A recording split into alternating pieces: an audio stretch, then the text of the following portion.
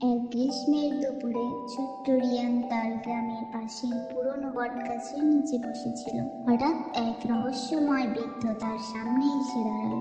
বাছা, তুমি কি কখনো 7 রঙের পাথরের গল্প শুনেছ?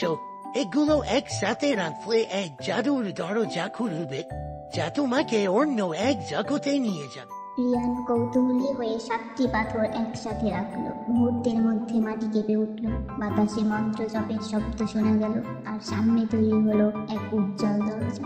দরজার ভেতরে পা রাখতেই রিয়ান চলে এলো এক অদ্ভুত জগতে। আকাশ বেগুনি, গাছের পাতা নীল, আর নদীটা সোনার মতো ঝলমল করছে। হঠাৎ কিছু স্বচ্ছ ছায়া এসে হাজির হলো। তাদের গায়ে ছিল এক রহস্যময় আলো। একজন বলল, আমরা রঙের অভিভাবক, কিন্তু এক অন্ধকার জাদুকর আমাদের শক্তি কেড়ে নিয়েছে। ছায়ারা বলল, সেই অন্ধকার জাদুকর এক বিশাল দুর্গে থাকে।